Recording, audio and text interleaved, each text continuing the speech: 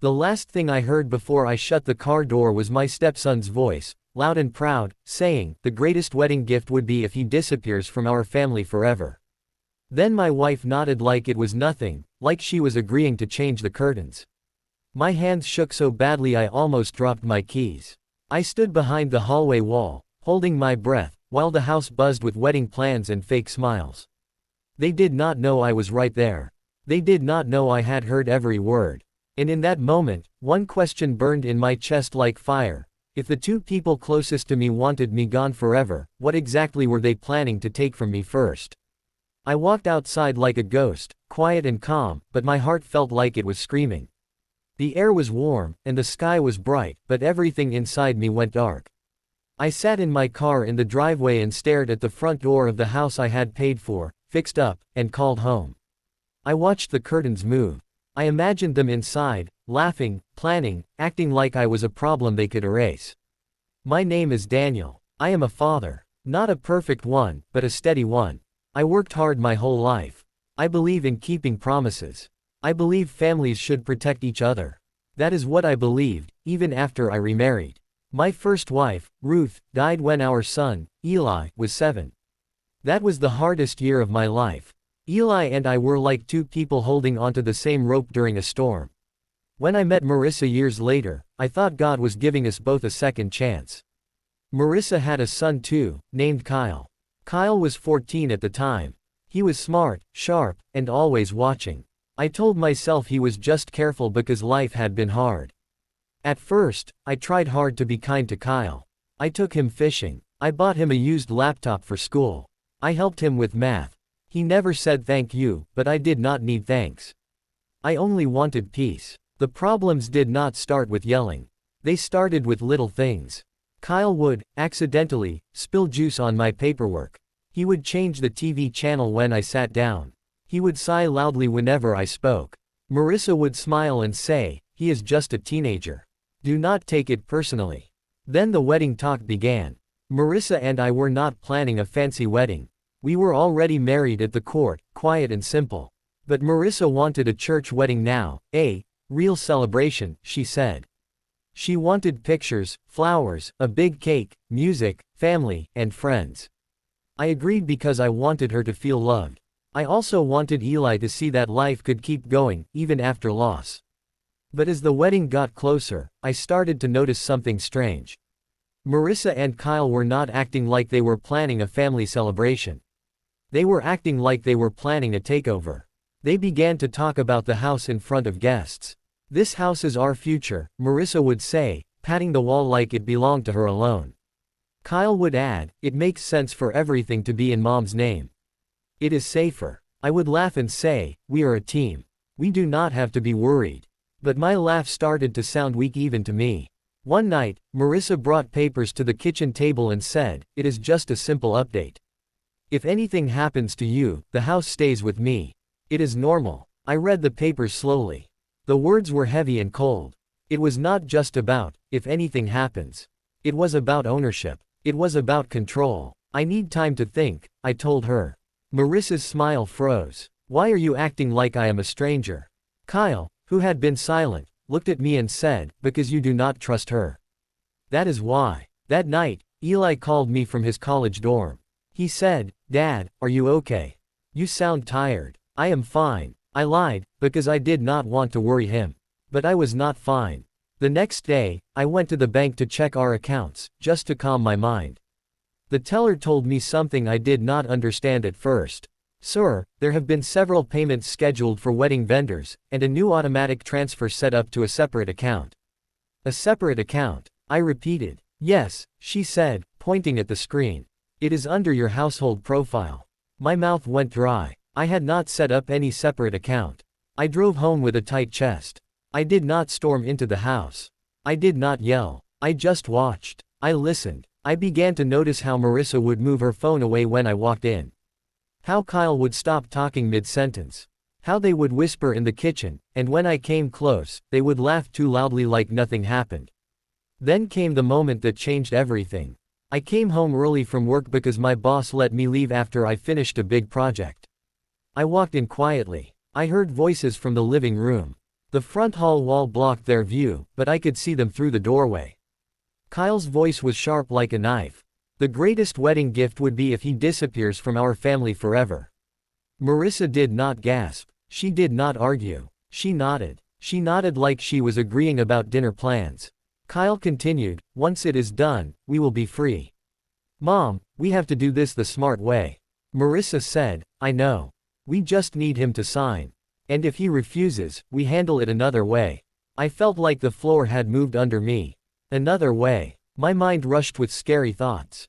Were they planning to frame me? Were they planning to push me out slowly? Were they planning to take my money and leave me with nothing? Were they planning something worse? My hands were cold. My stomach twisted. But I did not step into the room. I backed away, silent as air. I went to my car and sat there for a long time.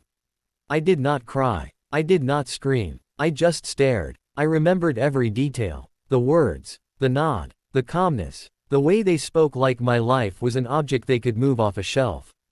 Then my phone buzzed. It was a text from Marissa. Can you come back inside? We need to talk about the papers again. I looked at the house, then at the message. I typed back, I will come in soon. But I did not go inside. Instead, I started the car, drove away, and made a decision that felt both terrifying and clear. If they wanted me to disappear forever, then I would disappear. Not as a victim, not as a broken man. I would disappear with the truth in my hands. And I would leave them something they would never forget. That night, I did not sleep.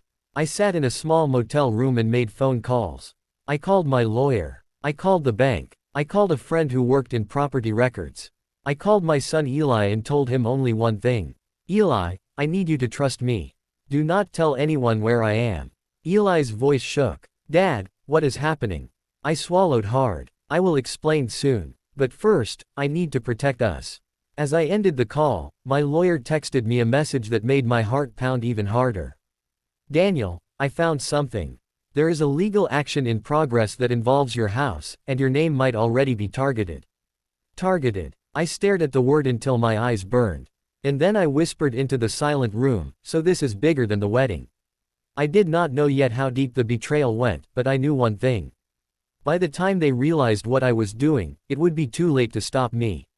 And the next morning, I would start the disappearance they asked for. But what I planned to leave behind would not be silence. It would be consequences. In the morning, I met my lawyer, Ms. Ortega, in a small office downtown. She was calm, serious, and direct, which helped me breathe again. She slid a folder across the desk. Daniel, someone has been preparing documents that could move your property out of your control. My throat felt tight. How? She pointed to a page. There is a plan to get you to sign something during the wedding period. People do this sometimes. They hide paperwork inside event planning forms, vendor agreements, or financial updates. I remembered the papers Marissa brought. She said it was normal. Ms. Ortega nodded. It is normal to plan for the future. It is not normal to pressure someone, hide transfers, and create separate accounts without consent. Then she said something that made my skin go cold. There is also a draft complaint prepared, accusing you of emotional abuse and financial control. If that gets filed, it could be used to force you out of the house while things are investigated. I leaned forward, stunned. But I did not. I know, she said firmly. I am telling you what they were preparing. Not what is true. My hands clenched into fists. This was not just about hurt feelings. This was a plan. I thought of Kyle's words, the calm way he said, disappear forever. I thought of Marissa's nod. Why? I asked. Why would she do this? Ms. Ortega looked at me carefully. Tell me about the house. Who paid for it? Whose name is on the deed? I bought it before I married her, I said. My name is on it. I paid the mortgage. I renovated it. I added a back room for Kyle so he could have space. And your savings? She asked. I have a retirement account. A savings account. I pay bills. She works part-time, but I cover most things. Ms. Ortega sighed. Then here is a simple answer. Money and control. They want a stable life without you in it. That sentence hit me like a punch. A stable life without me in it. I sat back and stared at the wall. It was hard to accept, but it fit everything. The secret transfers. The pressure. The fake sweetness in front of others. The private coldness. Ms. Ortega leaned forward. Now listen. You have options. You can confront them. You can file protective legal notices. You can separate finances. You can sell the house. I blinked. Sell the house. You own it, she said. If you sell it legally, in a clean way, then there is nothing for them to take. If they are using the wedding as a trap to get you to sign, then canceling wedding expenses also protects you from further financial harm. My heart beat fast. This sounded extreme. But then I remembered the word targeted. What about Eli? I asked. I do not want him hurt. Protecting yourself also protects him, Ms. Ortega said. If they drain your finances, your son suffers too. That was when my fear turned into something else. Clarity. I said, I want to disappear, like they asked. But I want to do it the right way. Ms. Ortega nodded once. Then we moved quickly and quietly. Over the next few days, I moved like a man doing a hard job. I did not do anything violent. I did not do anything illegal. I did not break anything. I only removed access and removed illusions. First, we froze and separated accounts. The bank confirmed the automatic transfer had been set up by someone using household access, likely from our shared computer. I changed passwords, secured my identity, and created a documented record. Second, I canceled wedding expenses. I called the florist. Cancel. I called the cake vendor. Cancel. I called the event hall. Cancel. Some vendors tried to argue. Sir, your wife already paid deposits. I am the account holder, I said. Send confirmation in writing. Then I called the church coordinator. My voice shook when I said it, because saying it made it real. There will be no wedding ceremony. The coordinator paused. Is everything okay? No, I said honestly. But it will be. Third, I began the process to sell the house. Some people think revenge is shouting. Some people think revenge is hurting someone back. But the kind of revenge I chose was simple. I removed the prize from the trap. I called a realtor I trusted. Her name was Janine. She had sold my friend's home last year. She was discreet and fast. She walked through the house and said, "This place will sell quickly." I looked at the walls and felt grief. Not for the building, but for what I had hoped the building meant. This was supposed to be our safe place, I said softly. Janine looked at me. Sometimes the safest thing you can do is leave. At night, I went back to the motel. I did not return home. I let Marissa believe I was traveling for work. She texted me many times. Where are you? Why aren't you answering? Kyle is upset. You're embarrassing me. I answered carefully, just enough to keep her calm. I'm busy. I'll be back soon. We'll talk. Meanwhile, Ms. Ortega investigated more. And then we found the biggest secret. Kyle had debts. Not small ones. Big ones. Gambling debts and online loan debts. He had been borrowing money, promising he would pay it back after the wedding. In messages we obtained legally through a financial inquiry, he told someone, after the wedding, the house situation will be handled. Handled. That was his word. Marissa was not only protecting her son. She was helping him. She was trying to use my house to save him. Ms. Ortega explained it plainly. If they can get the house into her name, they can borrow against it. Or sell it. Or use it to settle Kyle's debts. You would be pushed out, and they would claim it was necessary. My stomach turned. I felt sick. All those dinners. All those smiles. All those talks about family. It was a mask. I called Eli again. This time, I told him more. Not everything, but enough. Eli, I said, they are trying to take the house. They are doing it through the wedding. Eli went quiet. Dad, Marissa would not. She nodded when Kyle said he wanted me gone forever, I said. I heard it with my own ears. Eli's breath sounded shaky. What are you going to do? I am handling it legally, I said. I need you safe. I need you calm. Eli swallowed. I trust you. Just, please do not do anything dangerous. I won't, I promised. But I will not be destroyed quietly. The sale moved faster than I expected. We accepted an offer within days. Ms. Ortega made sure every step was clean and documented. The money went into a protected account. Now came the hardest part.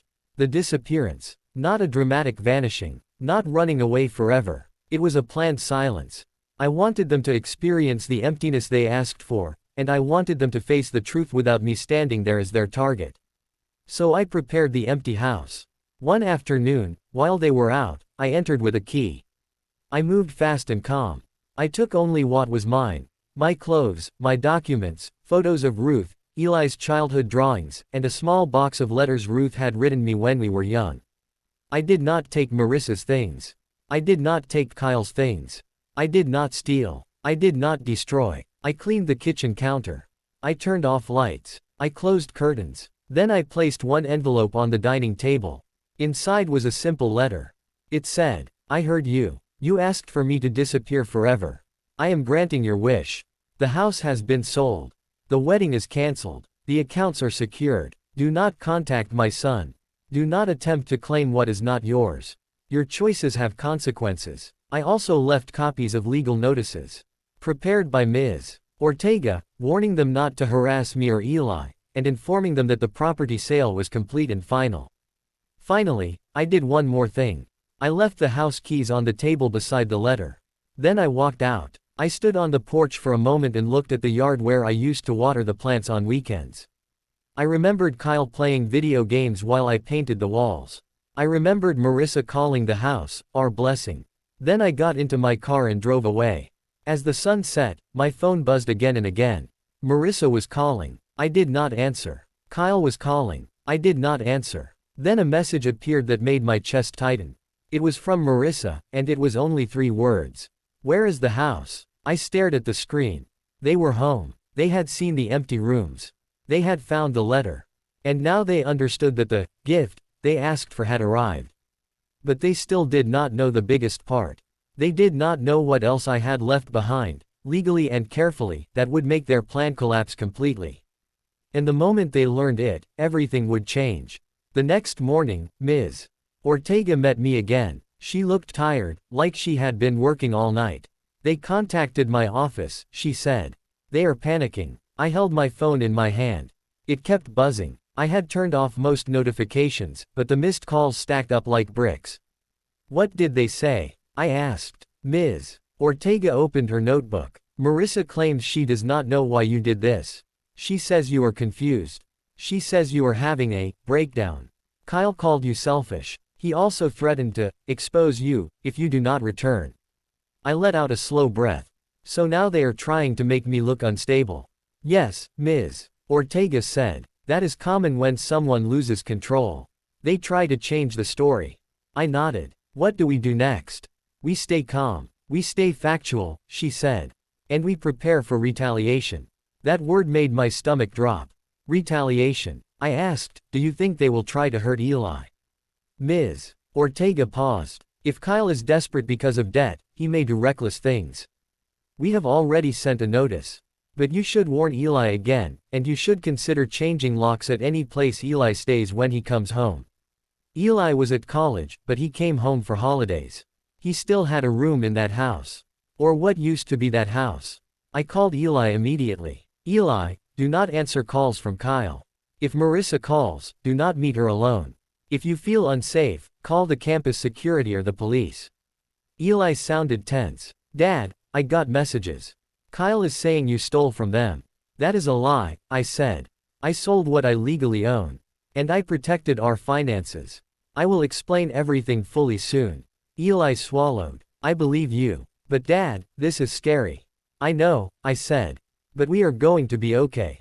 I promise." After the call, I sat in my motel room and finally let myself feel it. The grief, the anger, the shame of being tricked. I kept thinking about Marissa's nod. That nod was small, but it was huge. It was agreement. It was permission. It told Kyle, yes, do it. I asked myself something that hurt. Did she ever love me? Or did she only love what I provided? I remembered little signs I had ignored. Times she talked about the house like a trophy. Times she talked about my retirement like our future. Times she would ask, how much is left on the mortgage? Even after I told her it was already paid off. Then I remembered something else. Kyle had never called me Dad. Not once. He called me Daniel, or him, or that guy. I had accepted it because I told myself love takes time. But love does not plan your disappearance. That afternoon, Ms. Ortega called me. "Daniel, I need you to sit down," she said. I'm sitting, I answered. Kyle's creditors have been calling, she said. They believed the house would be used to pay the debt. Now they are threatening legal action against Marissa and Kyle. My heartbeat sped up. So the debt is real, and it is serious. It is real, she said. And here is the important part. We found messages that show Marissa knew about it and agreed to help. That means she was not just a bystander. My hands tightened around the phone. So she chose him over me. Ms. Ortega's voice was steady. Yes. And she chose an illegal and unethical way to do it. That night, I made another decision. I would not hide forever. I would not stay silent forever. I would speak, but at the right time, in the right place, with the right protection. Because the truth was the strongest thing I had. Ms. Ortega arranged a formal meeting at her office with Marissa present, but not alone. She would bring her own lawyer if she wanted. It would be documented. It would be controlled. When the day came, I arrived early. My stomach was tight. My palms were sweaty. Then Marissa walked in. She looked different. Her hair was messy. Her eyes were puffy like she had been crying or not sleeping. But when she saw me, her face hardened. Daniel, she said, like my name tasted bad. Kyle walked in behind her. He did not look like a confident young man anymore. He looked like someone cornered. His jaw was tight. His eyes darted around the room. Marissa pointed at me. How could you do this to us? You embarrassed me. You ruined everything. I did not yell. I did not insult her. I spoke slowly, like I was talking to a child who needed clear words. I heard you, I said. I heard Kyle say the greatest gift was for me to disappear forever. And I saw you nod. I heard you both talk about getting me to sign papers. I found the secret transfers. I found the separate account. I found the plan. Kyle laughed, but it sounded fake. You're making things up. Ms. Ortega slid printed pages across the table. These are records from the bank. These are documented transfers. These are also copies of messages that mention the house being handled after the wedding. Kyle's face changed. Just for a second. It was the face of someone caught. Marissa's voice rose. Kyle was under pressure. He made mistakes. You could have helped him. I did help him, I said, still calm. I helped him for years. But you did not ask for help honestly. You tried to trap me. Marissa leaned forward, her eyes sharp. So what now? You think you win. You think you're smart. I looked at her and felt something strange. Not triumph. Not joy. Only sadness and firmness. I did not do this to win, I said. I did this to survive. Kyle slammed his hand on the table. That house was supposed to be ours. Ms. Ortega's eyes narrowed. It was never yours. Kyle's breathing was heavy. You can't just walk away and leave us with nothing. I said, you asked for me to disappear. I did. And the house was not yours to claim. Marissa's voice suddenly dropped, quiet and dangerous. You don't understand what you've done. Kyle owes people. Bad people. If they don't get money, they'll come after us. After you. After your son. My blood ran cold. After my son. Kyle's eyes flicked away. Ms. Ortega spoke immediately. That sounds like a threat, Marissa. Choose your next words carefully. Marissa's mouth tightened, but the damage was done. She had said it out loud. Their plan was not only selfish. It was risky. It could pull Eli into danger. I stood up slowly. Do not involve my son. If anyone contacts him, we will press charges. If anyone threatens him, we will press charges. I will not negotiate with fear. Kyle stood up too, face red. You think you're untouchable. Ms. Ortega stood as well. This meeting is over. As I walked out, Marissa called after me, her voice shaking now.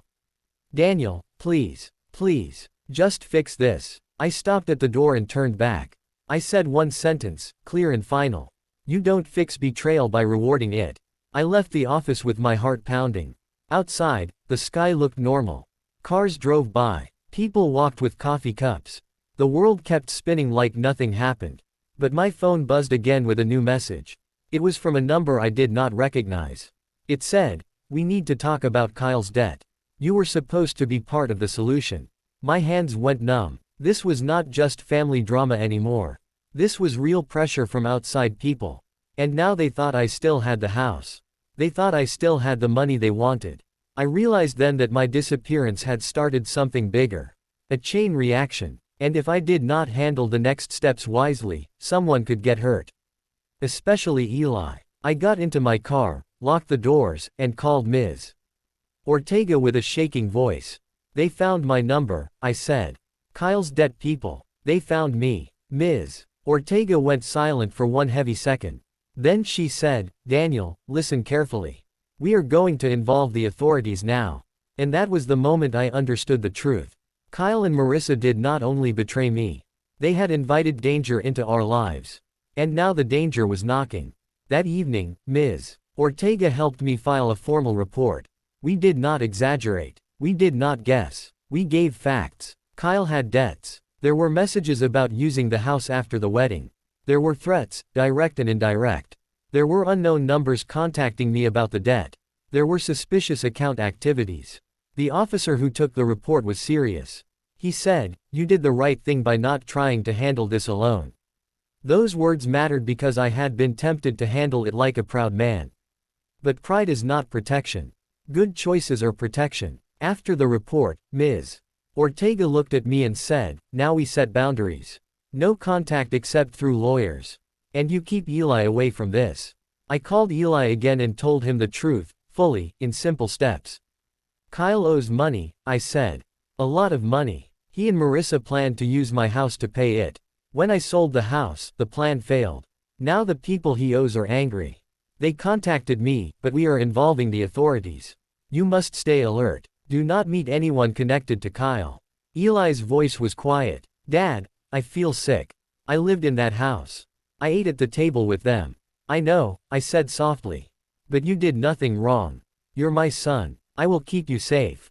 The next day, Marissa showed up at Eli's campus. She should not have done that. Eli called me immediately, whispering, "Dad, she's here. She's crying. She says she needs to talk." My heart dropped. "Do not go alone," I said. "Do not leave a public area. Call campus security if you have to." Eli stayed near the student center. A friend stood with him. That friend filmed from a distance, just in case. Marissa approached Eli like she was the victim. "Eli, please," she cried. "Your father is ruining our lives. Kyle is in trouble. We need help." Eli stood still, his voice shaking but firm. "You should not be here." Marissa grabbed his arm lightly, then harder. "You don't understand. We need your father to release some money. Just enough to calm things down." Eli pulled his arm back. "My dad said no contact. Leave." Marissa's face changed quickly from sad to angry. "So you choose him over your family?" Eli stared at her. "He is my family." Marissa looked around, saw people watching, and suddenly wiped her tears. She lowered her voice and said something chilling. "Tell your father that disappearing doesn't make consequences disappear." Eli stepped back. "I'm calling security." Marissa walked away fast. When Eli told me those words, my chest tightened. It sounded like a warning. Or a threat. That night, I could not sleep. I kept picturing Eli standing there, trying to be brave, trying to act like an adult even though he was still young. I was angry at Marissa for going after him. And I was angry at myself for trusting her. But anger alone does not solve problems. So I did what I had learned to do. I planned. I remembered something Ms. Ortega said early on: stay factual. So I gathered everything. The documents. The bank records. The text messages. The meeting notes. The cancellation confirmations. The house sale paperwork. Everything was organized in one folder. Then I wrote a clear statement. Not a rant. Not a cry. A timeline. A simple list of what happened and when it happened. Because if Marissa and Kyle tried to lie publicly, I wanted to be ready. A few days later, the final part of the house sale closed. The funds were officially transferred into my protected account. That is when Kyle did something desperate. He posted online. He wrote a long message that said I was an abusive stepfather. He said I stole the family home. He said I ran away like a coward. He said Marissa was a victim. People began to comment. Some people believed him. That hurt more than I expected. Not because strangers mattered, but because it showed how easy it is for lies to spread when the truth is quiet. Eli called me again, voice tight. "Dad, people are talking. My friends saw it. Kyle is painting you like a monster." I closed my eyes. "I know. Are you going to respond?" Eli asked. "Yes," I said, "but carefully." Ms. Ortega advised a controlled response. We would not argue online. We would not post emotions. We would send a formal notice to Kyle to remove false statements. If he refused, we would pursue legal action for defamation. But I also knew something else. Kyle was not doing this only to hurt me. He was doing it to create pressure. He wanted me to break. He wanted me to pay. He wanted me to panic and hand over money to fix the debt problem. The next day, I got another message from the unknown number.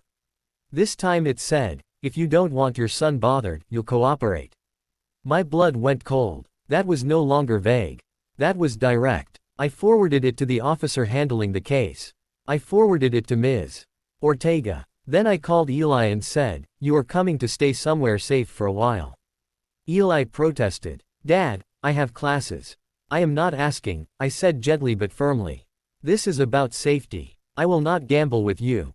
Eli finally whispered, "Okay." That night, I drove to pick him up. I did not bring him to the motel. I brought him to my brother's home, a place Kyle did not know well, with security cameras and neighbors who paid attention. Eli sat in the passenger seat, staring at his hands. Then he said quietly, "Dad, I keep thinking about that sentence. Disappear forever. Why would someone say that about you?" I gripped the steering wheel.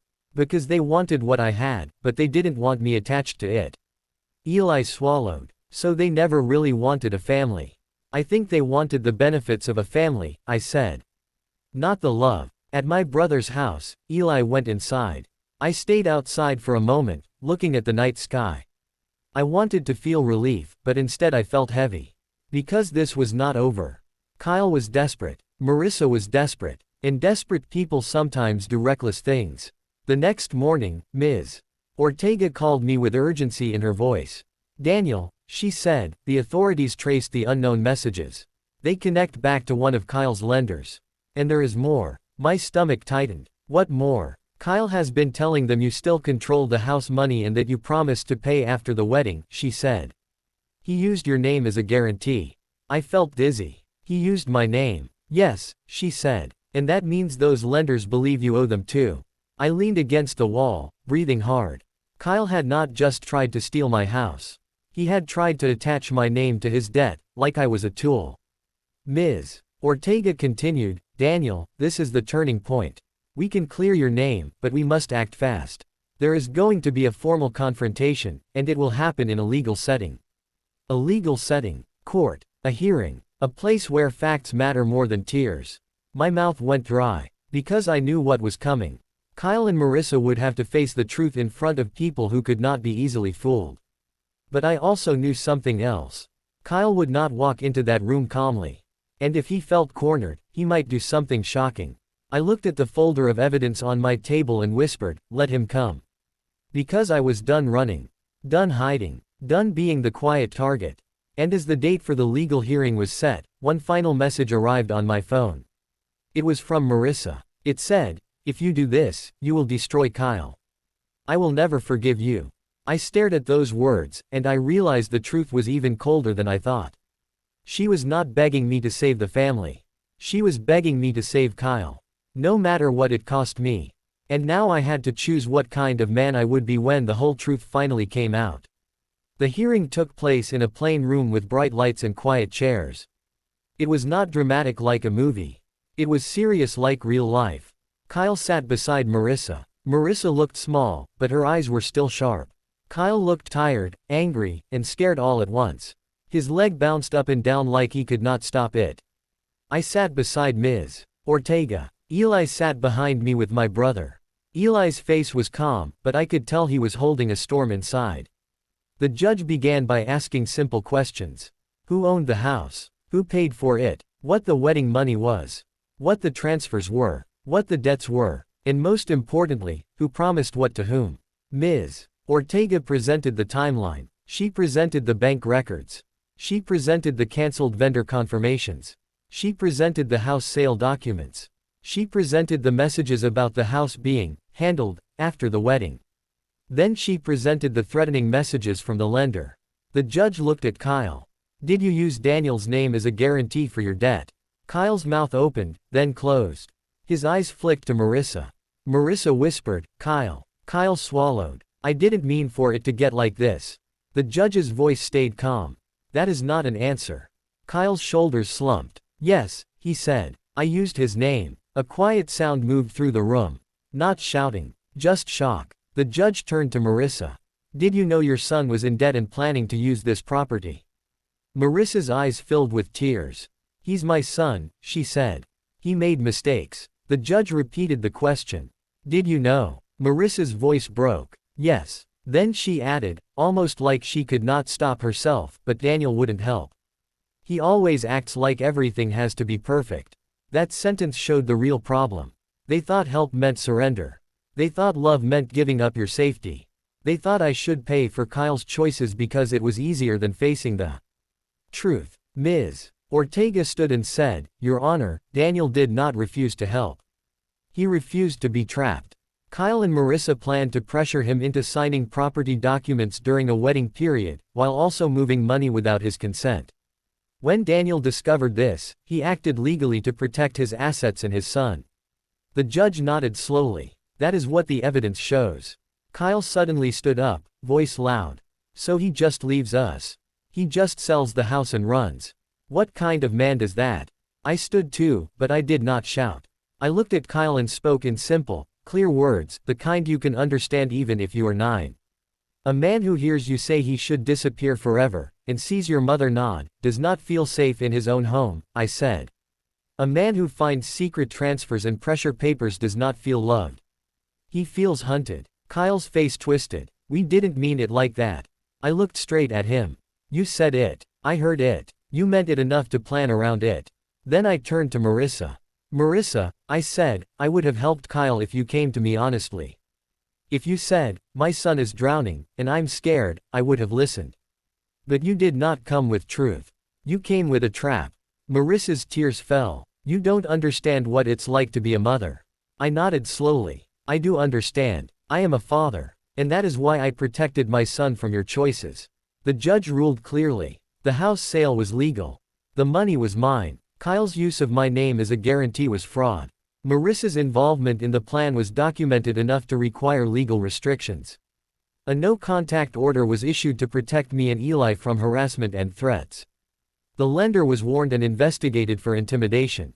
Kyle faced consequences. Not because I wanted him destroyed, but because actions have costs. He was ordered to stop spreading lies online and to remove false posts. He was required to work with legal supervision to resolve his debts properly. He was also required to stay away from Eli. When the hearing ended, Marissa tried one last time. She walked toward me, eyes wet, voice shaking. Daniel, please, we can fix this. I looked at her for a long moment. I wanted to hate her. But hate would tie me to her forever. So I chose something else. I chose the truth, and I chose distance. You asked for me to disappear, I said quietly. You got your wish. Marissa flinched. I continued, but I did not disappear into weakness.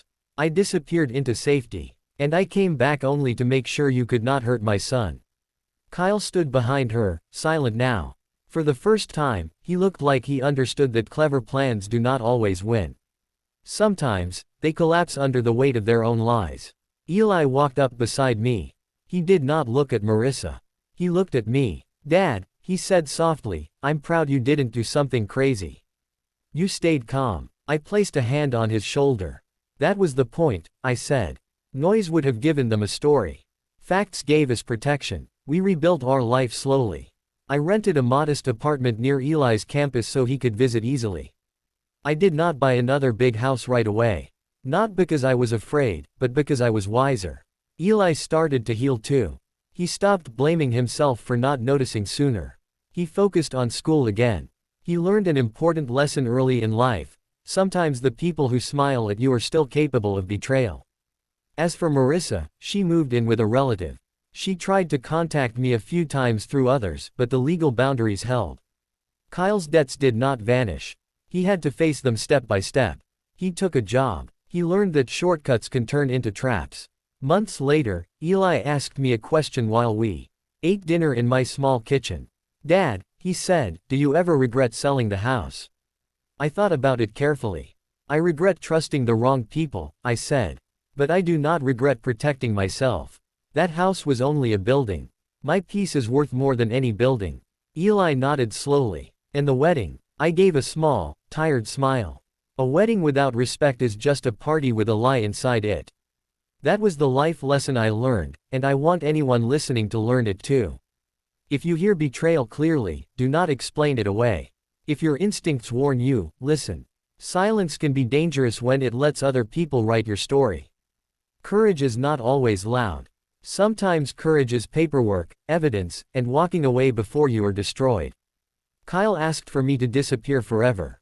Marissa nodded. I did exactly that. And what I left behind in that empty house was not violence. It was truth. It was boundaries. It was consequences. And in the end, the biggest shock was not that the house was gone.